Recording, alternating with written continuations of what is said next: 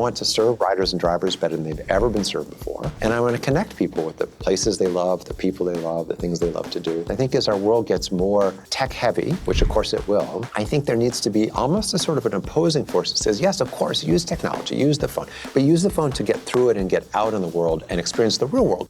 Rideshare has entered a new chapter, one where growth is driven by new customer segments that mobility platforms have so far overlooked. Lyft is leaning into that shift, having built its app to over 218 million users by offering rideshares, bikes and scooters to mainly younger, urban customers. The company is now targeting older adults through a dedicated new service, Lyft Silver. And it's going global, with the acquisition of FreeNow, a European taxi booking app owned by BMW and Mercedes-Benz, expected to close in the second half of 2025. In Q1 this year, Lyft reported a 16% increase in active riders and a 14% rise in revenue. CEO David Risher called it Lyft's strongest start to the year ever, with 16 straight quarters of double-digit gross booking growth, coupled with strong free cash flow. Lyft's share price has soared in response, boosted too by an increase in its share buyback program to $750 million. We sit down with David to discuss the plan for expansion, how AI designs rides for maximum efficiency, Lyft's position in the self-driving car world, and so much more. Let's get into it. David, let's get right to some of your exciting new product developments. I am really excited about Lyft Silver, and here's why. I think about my grandmother. She's brilliant. She's completely adept at using iPhone. Rideshare is made for her needs. You know, she lives outside London, and she just won't use rideshare because she's worried about safety. Talk to us about what you've learned to develop a Lyft Silver that's actually going to get adoption with that kind of demographic. So I am super excited about Lyft Silver too, and I have a similar experience. My mother, she passed away a number of years ago, but I remember the conversation I had with her. One of the least fun conversations, my mom was a fun woman, but least fun conversation was about sort of, Mom, I really think it's time to sort of turn over the car keys. Yeah. And she was having none of it because of course it's her freedom. It's her, you know, this is sort of how she, and we also know that as older people stay in, their world gets smaller and so does our world, right? So, okay, so then to the question, what can you do to help the, 60 million, 65-year-old plus, folks in the United States get out more? A couple of things. The first thing that we heard from them is it really does have to be kind of easy. And easy doesn't mean dumbed down, but it means, big buttons, sometimes the dexterity is a little bit low. Just kind of strip it down for me so I can make it super easy. The second thing is, if I get nervous for any reason, and this speaks a little bit to your grandmother's issue, I really want help on the spot. Now, when it comes to safety, we have a super elaborate background check, thing that we do. It actually happens every single year. We use safety flags, frankly, to offboard drivers who exhibit unsafe behavior. That turns out to be more of an education issue than really a feature issue. It's something we do across the whole Lyft platform, is making sure that Lyft is safe. But we certainly, if things start to go any direction, I'm not talking about safety necessarily. I'm talking about, I'm not sure where my driver is, or, can you remind me how to, which button I should push, because I'm a little worried if I push the wrong button, I'm going to end up in the wrong place. So we have instant help that's available literally at the push of a button. That was the second big thing. And then the third big thing was bigger cars. Easier to get into, particularly like sort of with low height. I have in-laws as well. Every time they get in their car, it's sort of a little bit of a, kind of a limbo dance type thing. So it's not quite it. But anyway, you know what I mean. So those are the biggies. And then sharing information, and maybe this gets back to your issue, sharing information with trusted contacts so that other people can sort of know where grandma or mom or dad is. I know it's very early days, but how are you seeing adoption happen? Is it coming through existing Lyft users literally doing referrals that you can track, or are you just seeing that sort of 5% of the population who are using Lyft today over 65 growing because those demographics are independently finding Lyft? Are you able to see any difference? We are, and it's actually surprising. Honestly, my prediction was that the big driver of kind of introduction, and sort of, maybe signing up for it, would come from referrals. And we make it very easy for you, for example, to send, a loved one a link saying, just click this link. You can even put $25 or $50 on the account. so that they don't even have to worry about paying for it. I thought that was going to be the big thing. It turns out that a lot of people are finding it for themselves. We put a cap on internally of 25,000 because we wanted to make sure it was a great experience, for folks. And we're already, past that. So we removed the cap. We've added additional customer support and so forth so that we can kind of keep up with demand. But it's a lot of people finding it for themselves. I think it's friends telling, people and saying you should take a look, and then they do. How big do you think this could get if we put numbers behind it? A year from now, what dollar amount would you look at and say that's a good outcome for us for this product line? Well, that's a good question. I mean, if you look at some of the stats right now, as you say, only about 5% of Lyft users are sort of older, 65 plus. And yet there are 65 million people, as I say, in the US alone who are 65 or older. That's growing to 70 million. So this is one of those areas where it's very hard to predict. Whenever you start a new product, you want to make sure that there's product that you're satisfying a real need. You're obsessing over something really important, and hopefully that a lot of people can use it. And I'm not sure exactly how to quantify it, but what I can say is that, if an average booking is maybe $20 on the platform, and if you've got, I don't know, maybe it's 100,000 people, maybe it's 500,000 people, you're talking about real money over a fairly short period of time, if the adoption continues as it started. Let's also talk about another area that you've seen growth, and it's been around for longer, but the growth's really ticked up, and that's commute rides now taking up more than a third of all your trips, up 19% year over year. What's been driving that adoption? Is that something you've been doing at Lyft, or is that something where corporations are saying we need this, and we need support for this in benefits packages and that kind of thing? It's both. So clearly in the macro environment, as return to office continues, and as people recognize that, frankly, it's just better to be driven by somebody else to work. I mean, look, right? Nobody likes commuting. Commuting is not fun. But it is better if you can text while you're doing it, or we literally see people they'll send us pictures like putting on makeup in the car and these sorts of things. So they use the time kind of in a productive way, or they call their kids, whatever it is, but they sort of get the day off right. So it's a great product and a great service, and therefore people are adopting it. And we're focused a lot on commute because it's part of people's daily lives. And if you step back and think, what makes for a successful business, of course you want a big addressable market. Of course you want customers that, sort of like what you're doing, and you want to do as much as possible to obviously reinforce that. And it really helps when you're a sort of a regular part of people's lives, because that builds a sort of habit that then can withstand even economic pressure, whatever. So anyway, for that reason, we've been focused on it. We have a particular product we launched towards the end of last year called Price Lock.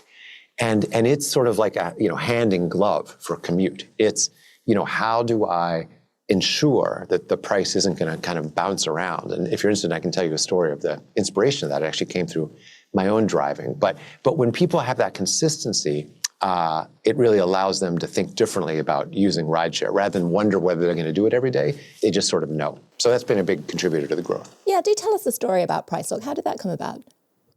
Yeah. So, surge pricing is one of those ideas that sounds so clever in theory, and if you're an economist, you just love the idea of sort of matching supply and demand and having prices bounce around and so forth. And that's great if you're an economist, but if you're like a real person, you hate it with a fiery passion because it's like, I don't know, how much is this thing going to cost me? And why is this thing, which usually costs me $20, all of a sudden $40? And, and you feel it with airlines, you feel it with hotels, maybe on Saturday nights or something like this. And so it's, it's smart economic theory, but it kind of bugs people. So for the last year or so I've been in this job just over 2 years. And one of the things that I really thought of early on is, what are some of the things that really just hold the rideshare industry back? And one of them is this. So we took about $40 million in what we call prime time, so surge pricing, out of the system last year through a whole bunch of behind the scenes stuff, basically better supply and demand matching. That's the big context. But then when you come to a product like Price Lock, which is specifically developed, that was really catalyzed for me when I did a ride myself. I drive for Lyft about every 6 weeks. And I picked up a woman named Anne in Sausalito, California, which is just across the bridge from the Golden Gate Bridge from San Francisco. And she told me the story. It was a Friday morning. And she told me the story of her waking up every morning, to see what the price was going to be. And she would literally wake up early and she would look at us, she'd look at the other guys, and she'd say, basically, if it's sort of 20 to 25, I'll take rideshare. If it's above that, maybe I'll take it. I'll get a little frustrated. If it's maybe $40, I'll just work from home. It's just too much. Or I'll drive, but I really don't like to because parking is irritating and there's a toll on the bridge and so forth. This Friday morning that I'm thinking of, she actually literally had donuts because it was a coworker's birthday. And she was like, I had no choice. I had to get in for the birthday party. So I'm really glad you guys were inexpensive. And it was really hearing her say that and reflecting on some of the other stories that we'd heard over the years about how frustrating surge pricing is that catalyzed us to say, let's see if we can come up with a product that's just for people like Anne. Incredible. Just goes to show, actually, and we'll come back to that, your CEO style and what can be learned from being on the front lines. To those of you listening, stick with us. We're going to talk about some more later in the interview, including the use of AI at Lyft. But before we get there, David, let's talk about other ways you've been growing. You've touched on new products, organic growth. Let's talk now about acquisitions and the Free Now deal that is set to close later this year. Talk to us about what's driving that decision. Yeah, so Free Now is a sort of a taxi-first marketplace in Europe. It's the biggest in Europe, number one. And the short version is it expands our addressable market, it roughly doubles it, and allows us to take all of the operational excellence and customer obsession that we've learned in the US and bring it overseas and vice versa, bring a lot of what they've learned back to us. So big picture, Lyft has been around for over a decade now, but has really been focused on the United States. And the United States is a very big market for rideshare. It's 160 billion rides people take a year in their private cars, and between us and the other guys, we're only like 3 billion. So it's not like there's not a lot of headroom in the US. But when you look at what we've been able to accomplish, when you look at the growth we've seen, for example, in Canada over the last year, where we just started to focus and now kind of doubled our ride volume there, we realized that what we do, our basic value proposition and customer obsession really can be a bigger thing than just the US. So we started to look around last year for potential kind of targets to get into Europe in particular. Very difficult to grow organically in rideshare. You have to get supply and demand right at the same time. There are already some pretty strong incumbents. And we found Free Now. It's a great organization. They've been around for a number of years. They've kind of acquired a bunch of smaller, as I say, kind of a taxi platform. And the last thing I'll say there is, in Europe, because if you're listening or watching in the US, you probably have a certain view of taxis, and maybe it's influenced by a trip to New York or Chicago, what have you. And it's kind of like a little bit like that. So, but in Europe, it's different. It really is. Taxis tend to be a higher end offering. They tend to be driven in many markets by people who've been driving for many, many years and take it quite seriously. The London black cab experience, maybe, I suspect from your accent, you've been there once or twice. You probably know the Berlin experience maybe of a Mercedes. So it's a sort of higher end experience. And therefore, for us, fits really nicely into a portfolio of kind of a higher service offering, which is really part of what we're trying to do worldwide. Absolutely. Very fond memories growing up with the London black taxis. And the drivers, as you say, go through years of learning something called the knowledge. It is a slightly different value proposition, though, David, because to your point, if the luxury product is a taxi in Europe, how are you feeling about expanding through that platform, rideshare, which is much more of a value-oriented product? So is this sort of the Trojan horse Free Now for doing more rideshare if you can? I wouldn't call it the Trojan horse, although I do like the reference to Greek mythology. Big fan. And the reason I say that is because we don't have an intention of doing a big change in that way. We actually think the taxi market, the bigger move for us and us collectively with Free Now is to bring more offline taxi users online. The ride-hailing market in Europe, something like 40 billion euros, so a very, very big market, of which roughly half is offline. It's people making the same phone call that they've made for the last 10 years when they need to get to the airport. They call the same phone number. They know the dispatcher. But we also know that when people go online, they tend to use it more. It tends to be, it's an easier sort of experience. You can see different levels of pricing and maybe even have a flat rate, which is quite handy. So anyway, I think that's the bigger opportunity. Now, private ride hailing will obviously be a factor, but it's relatively small in many of the markets that they operate in. I should say Free Now is a relatively small operator there. And we feel better about really doubling down on the strength rather than try to do something, completely different. There's a lot of newness, it feels like, at Lyft at the moment. And another area that has been launched under your leadership, David, is Lyft Media, which is partnering with folks like Foursquare, partnering with retailers and consumer brands to have in-app ads to riders. I just want to go back. I think it was your Investor Day. You said $100 million target was sort of the out of the gate goal. How's that going and what kind of take up are you seeing? Yeah, so it's going great. So the 100 million target refers to what we hope our exit rate will be this year. Yeah. And we're on track for it. And so then the question is why? And I think the answer, and maybe you can sort of feel my pattern here. I tend to sort of start with sort of the big picture. Like, what are the things that we know will be true forever?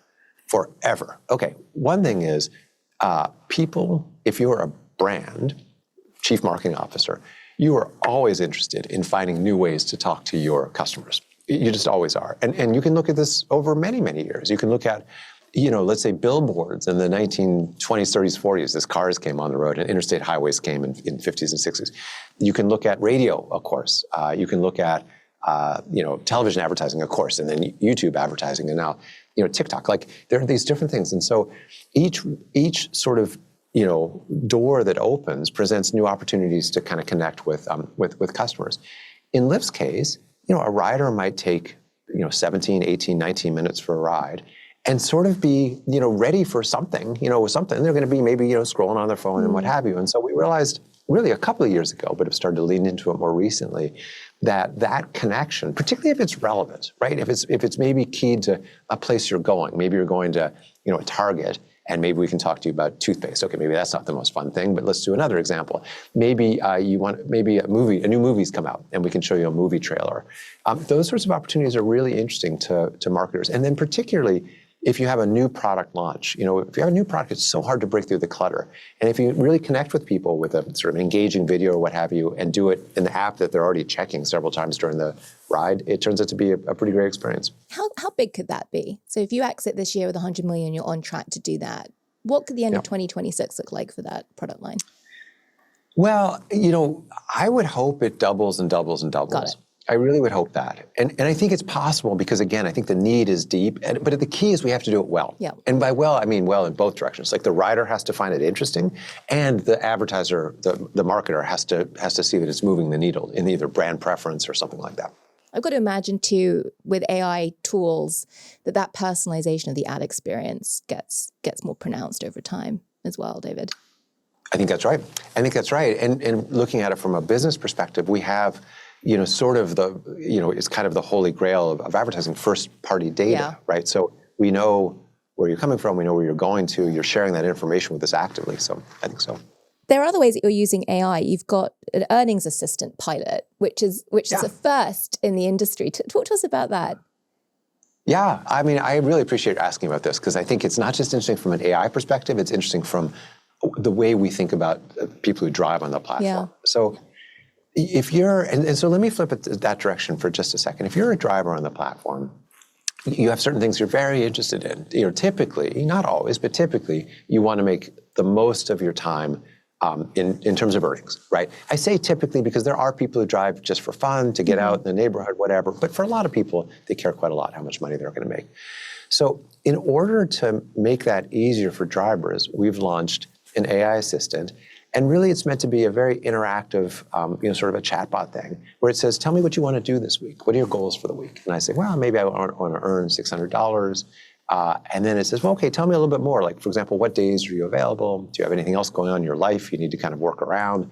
Any geographical restrictions, maybe in New York City, maybe you don't want to go into Brooklyn, if you're that kind of person, or maybe you do, maybe you love Brooklyn. So this kind of back and forth, done in a very kind of conversational AI way, allows us then to create a plan for the driver and say, okay, here's something that you might want to use. Doesn't mean you have to, but it means that if you drive on this day, or on this day, on this day, we'll make sure that you avoid the places you don't want to avoid. We'll make sure you're home in time for dinner, because you told us that was important on Tuesday and Wednesday nights. This is the best. This is the best chance for you to get to your goal. At the same time as Lyft is investing in making the driver experience more pleasurable, David, with that kind of technology. Lyft's also expanding into driverless technology, right? Let's talk a little bit on the flip side of this, which is tech to try and launch autonomous rides. You've got the May Mobility Partnership ticking up in Atlanta this year. You've just announced you'll be launching in Dallas in 2026 with Mobileye. Mm-hmm. You seem pretty attuned to the way in which riders feel when they're in the car. I've really noticed that in this conversation, whether it's for Lyft Silver or others. People do have mixed feelings about Waymo. There are mixed feelings about autonomous cars. What's your gut? What's your intuition on adoption of this?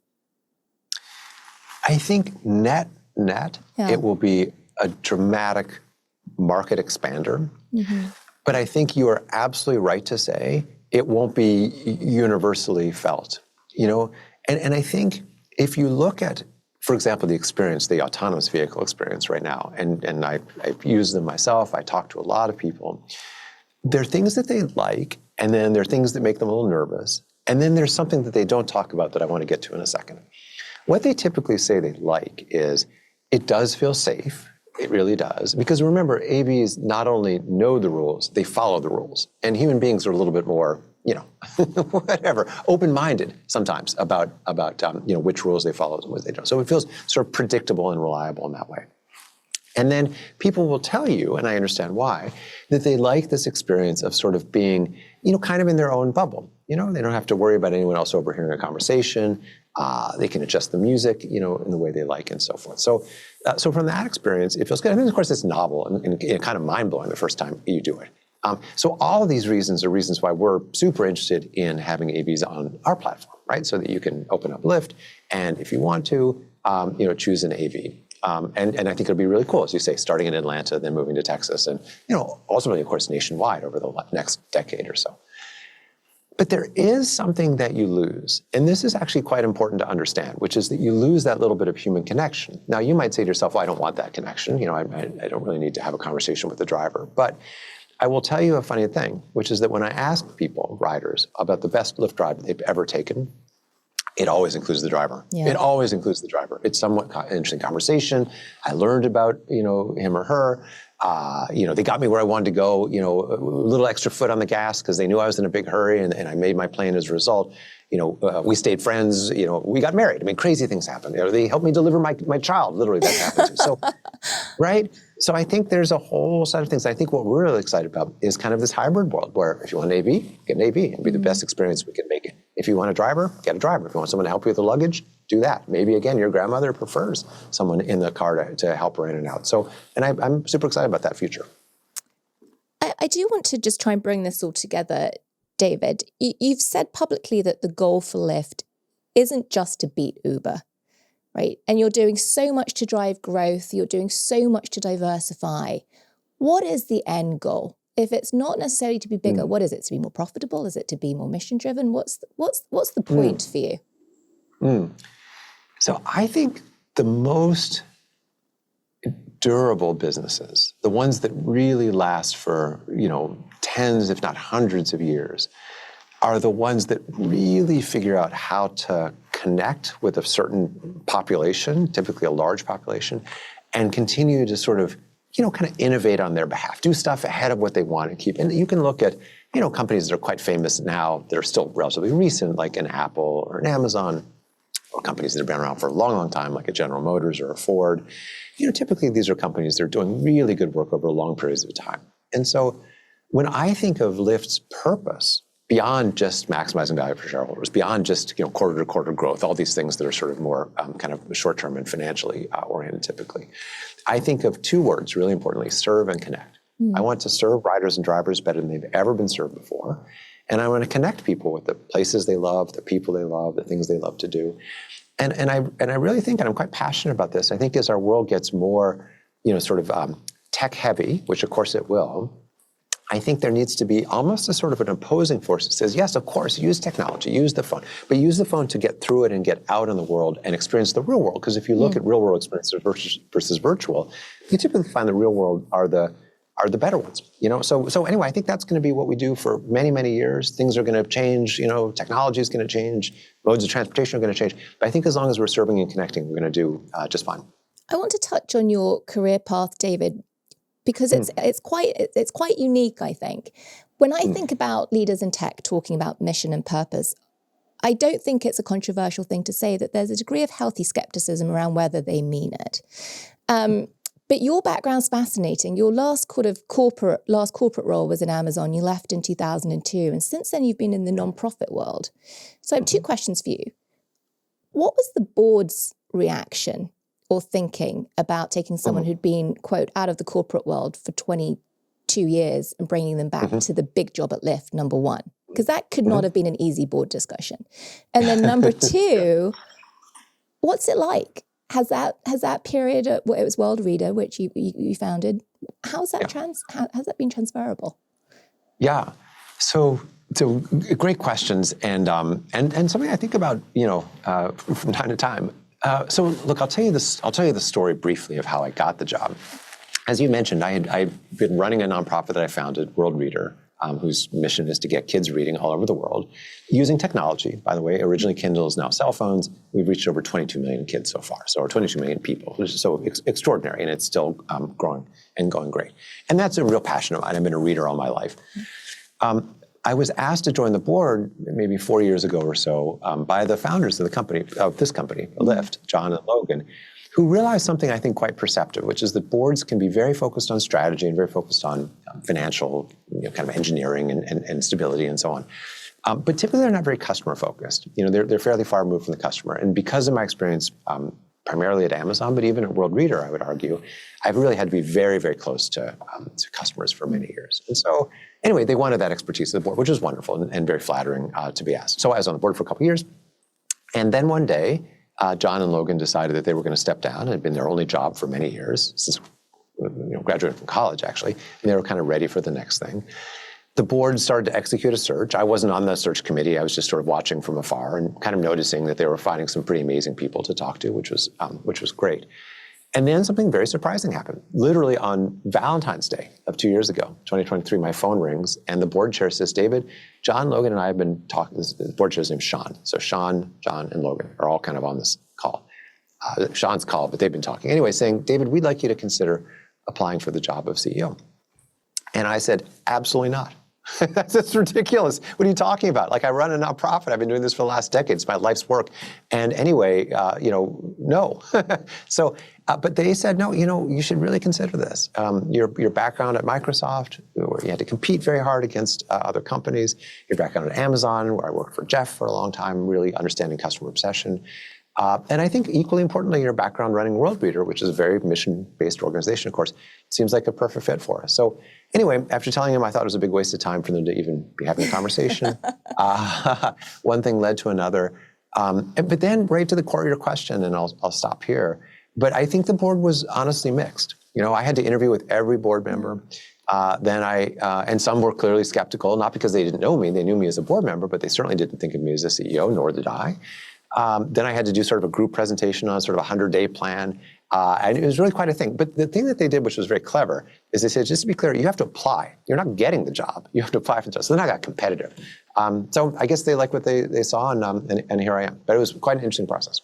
And sort of hidden away in that, David, you described, without saying explicitly, something that you have referred to as Falcon mode, as something that's part of your leadership style. Just real quick, talk to us about what Falcon mode is, because I think it's fascinating. Yeah. So this is the idea of is a falcon. Typically lives thousands of feet above sea level, above land level, actually, because they're migrating, they're flying, they're doing their thing, but eventually they get hungry, right? So they have to come to ground. So the question is, how from whatever 2,000 feet. 1,000 feet, I'm not quite sure how high they fly. How do you decide when to come down and how to sort of focus on something and then grab it and then get back up as quickly as possible where there are no predators or where you're most comfortable. So this is sort of a metaphor I use from time to time about deciding when to kind of dive deep in an area, and it's. You have to use it judiciously, right? If you're always down at the 1 foot level, your people who work for you don't tend to like that a whole lot. But if you're always up here, I don't think you don't really know what's really going on, and so I see people make mistakes on both sides. So that's kind of this sort of idea, and that's just that. There's a whole separate podcast we need to have on Falcon Mode, David. So you'll have to be our inaugural guest on that one. We're going to finish up with some rapid fire questions. And the first one is, which company do you most admire? And you cannot say Lyft. That is a cheat answer. And I am so bummed that I cannot say Lyft because that is the answer, but I will try to accommodate the question. You know, this is not a controversial or bold statement. Starbucks, I think, is an extraordinary organization. Okay. And I think they're an extraordinary organization because they have taken effectively a commodity. They have made it over many, many years into something much, much more than that. You know, for a time, you know, sort of a third place to be and so forth. And I see this even in my own neighborhood with, you know, kids coming in and hanging out there. They managed to sell, you know, a sort of basic product at a premium price over a time. They continue to innovate. You know, you look what they've done with drive-thrus. You look what they've done with their loyalty program. I think they've done a very good job. And then they've withstood, you know, changes of leadership and, you know, Howard Schultz coming and going, all this sort of thing. So I think it's quite a resilient company. I think it does a great job for both as a business, but also for their customers. Back to your point on durability and what builds a durable business. David, what is your dream Lyft vehicle? You can pick any make, any model. That's your Lyft car. I mean, the problem is it doesn't exist yet. That's okay. I so want. Okay, cool. I want a flying car. Oh, fantastic. I want a flying car. I absolutely do. You know, it's sitting in traffic is no fun. I just drove this past weekend and I was coming back across the Bay Bridge and in San Francisco, and what should have been a 5-minute thing it's just a nightmare of a 20-minute. It just grind because of traffic and toll plazas and stuff. I just wanted to just get up about 15 feet above and just cruise. It would have just been an amazing experience. I've wanted one since reading Chitty Chitty Bang Bang as a child, by the way. So I'm with you. And last question, if you were to be a Lyft driver in just one city for the rest of your life, which would it be? I have to pick Barcelona. I lived in Barcelona. My family and I lived in Barcelona for a number of years. And as much as I love San Francisco, as much as I love New York, as much as I think London is one of the world's great cities, I think Barcelona's got it all. Oh, it does. It's got a special soul, Barcelona. That's a great answer. David Risher, thank you for joining. Thank you for bringing such great energy, a great studio, and a fantastic shirt. I felt I just had to say that also at the end. Come back, sir. Thank you very much. I'm Anne Berry. Thanks for tuning in to After Earnings, the show that brings you up close and personal with the executives behind the world's most interesting publicly traded companies. If you learned something today, don't forget to like, subscribe, and share with your friends. Upcoming episodes will feature CEOs and CFOs from Carver and Block and many more. Come back and we'll see you next time.